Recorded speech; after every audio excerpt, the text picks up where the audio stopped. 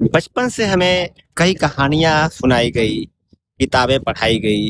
हम लोगों को आपातकाल के बारे में बड़ा ही अच्छी तरह पढ़ाया गया। राजनीतिक विज्ञान के छात्र के नाते मैं हर देश आजाद भारत के हर प्रधानमंत्री के बारे में पढ़ा, जाना।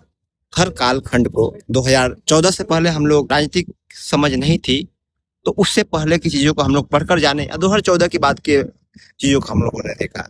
ताकि 2004 से ही मेरी जो राजनीतिक समझ है थोड़ा थोड़ा विकसित होती गई, और तब से हम लोगों ने पिछले 20-22 सालों में जो देखा, जो देश की स्थिति को समझा, वो आज के परिदृश्य से बड़ा ही अलग है। बड़ा ही भारी मन से मैं ये वीडियो बना रहा। अब तक मुझे कभी मैं अपने देश की परिस्थितियों को लेकर के परेशान रहा, आशावान रहा, कभी निराश नहीं रहा। कल की जो घटना हुई उसके बाद से सच बताऊं तो मैं क्या, अपने देश के मुझ जैसे करोड़ों युवा निराशा के गर्त में जा रहे, जो कल सीपी कनॉट पैलेस के चारों सर्कल पर घूम घूम करके जनपथ पर और लुटियन दिल्ली के आसपास गोलियों, आंसू गोला, लाठियों की जो बौछार खाए। दुख तब नहीं होता जब वो भारतीय दिल्ली पुलिस और भारतीय नौजवानों से उनका सामना होता है। आंदोलन में चलते रहता है, लेकिन दुख इस बात का है कि वर्तमान सरकार इस हद तक नीचे गिर गई है।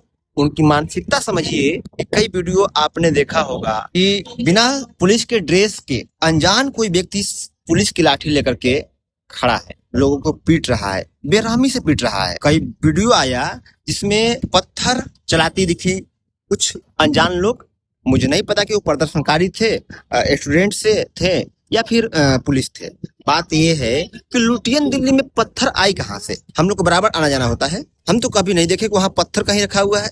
कुछ स्टूडेंट्स बताते हैं कि वहां पर पत्थर ट्रक से लाया गया था 2 रात पहले।